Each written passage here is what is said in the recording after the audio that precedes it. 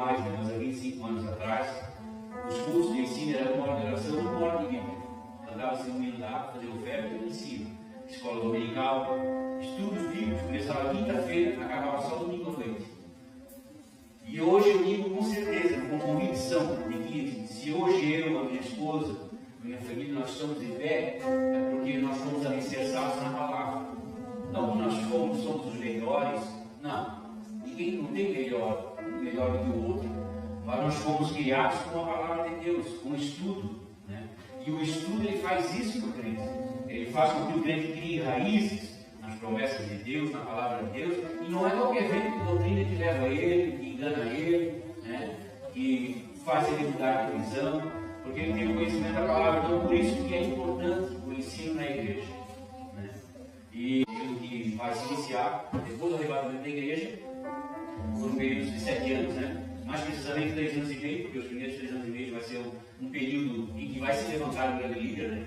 E vai trazer uma falsa paz, e depois dos 3 anos e meio, então é que ele vai se manifestar, exigir adoração, e então o anticristo provavelmente dito, ele vai exigir adoração, aí as coisas vão ficar difíceis. Nesse período, como o prefeito Rodrigo já falou aqui, vai ser um período tenebroso, esses últimos 3 anos e meio. Por quê? Porque será um período de grande perseguição e tribulação.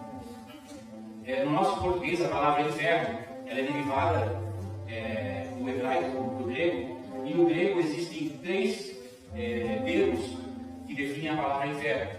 Um deles que é usado Seol e Hades. Outro é Geena, que é o lago de fogo e enxofre, que está vazio, não é habitado, e que vai ser inaugurado pelo falso profeta do anticristo. E existe um terceiro lugar, que é chamado de Tártaro.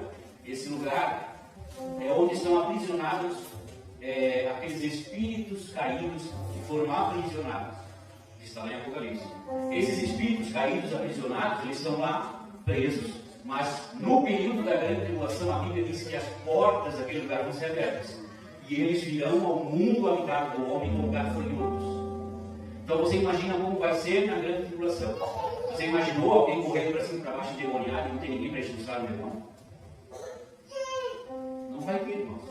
Vai ser uma coisa tenebrosa o período da grande tribulação. O Espírito Santo estará de uma forma mais restrita com relação à ação que ele tem hoje no período da graça, né, que nós vivemos, que é o período da graça, né?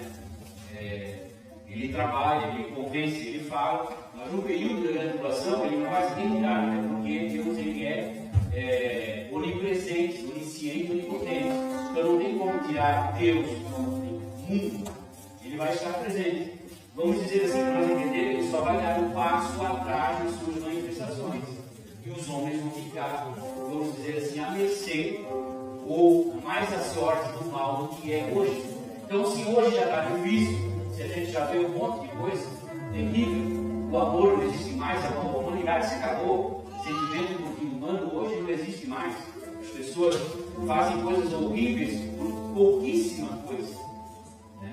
Então, o Espírito Santo estará de uma forma mais restrita com relação à ação que ele tem hoje no período da graça, né, que nós vivemos, que é o período da graça, né?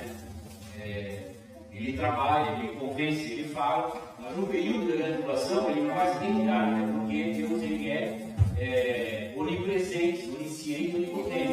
Então não tem como tirar Deus do mundo, ele vai estar presente. Vamos dizer assim, para nós entender, ele só vai dar um passo atrás de suas manifestações. E os homens vão ficar, vamos dizer assim, à mercê ou mais a sorte do mal do que é hoje. Então, se hoje já está difícil, se a gente já vê um monte de coisa terrível, o amor não existe mais, a humanidade se acabou, o sentimento do humano hoje não existe mais. As pessoas fazem coisas horríveis por pouquíssima coisa. Né? Então, o maior da igreja é uma doutrina bíblica, né? Com promessa incondicional. O que é uma promessa incondicional? Uma promessa que não está sujeita à condição de ninguém. Nem do homem, nem de liderança da igreja, nem de liderança política, nem de liderança nenhuma. Vai acontecer, não depende do homem. O arrebatamento vai acontecer. Nós temos um texto que nós não sabemos, mas ele vai acontecer, não depende de ninguém. Depende apenas de Deus. No momento certo, vai acontecer. Então, como doutrina, não pode ser apenas lembrada de vez em quando, né? Como o Rodrigo falou, a gente fala uma vez ou outra sobre o arrebatamento, a gente lembra, né? Tem aquela vaga lembrança, mas a gente não pode só lembrar de vez em quando.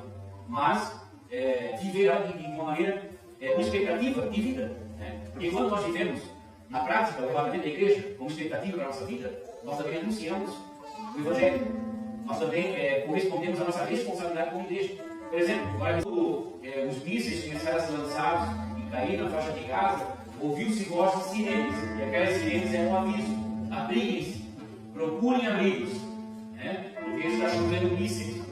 Quando aconteceu aquele sismo que devastou parte da Jamaica, Jacarta, aqueles países lá, Japão, aqueles lados lá, aquele tsunami, né? Também ouviu-se sirenes, sinais, até mesmo os animais.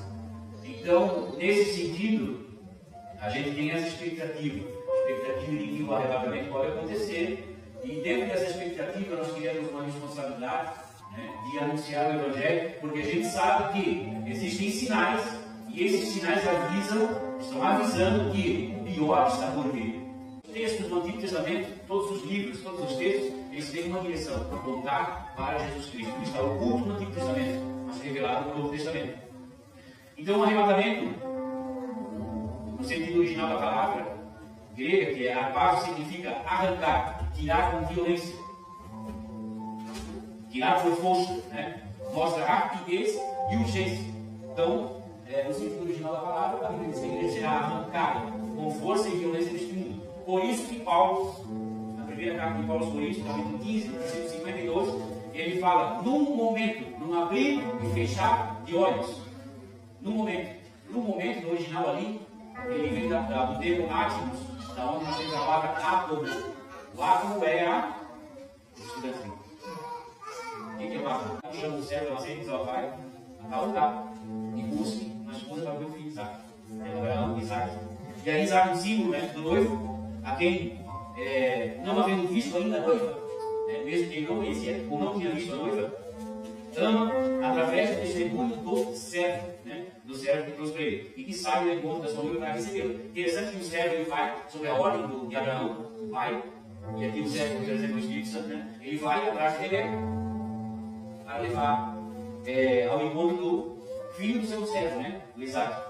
Ele vai ao encontro e ele leva presentes, ele leva adornos para adornar Rebeca, para preparar ela. E então, convencendo ela, adornando ela, ela monta no camelo e começa uma caminhada, uma trajetória, em direção à terra do seu noivo que está esperando. E eles vão caminhando um bom tempo. Mas depois a Bíblia diz que Isaac ele sai do campo e vem ao encontro de Rebeca também, no lugar plano. E ele diz: o arrebatamento da igreja é uma doutrina bíblica, né, com promessa incondicional. O que é uma promessa incondicional? Uma promessa que não está sujeita à condição de ninguém, nem de homem, nem de liderança da igreja, nem de liderança política, nem de liderança nenhuma. Vai acontecer, não depende do homem. O arrebatamento vai acontecer. Nós temos um texto que nós não sabemos, mas ele vai acontecer.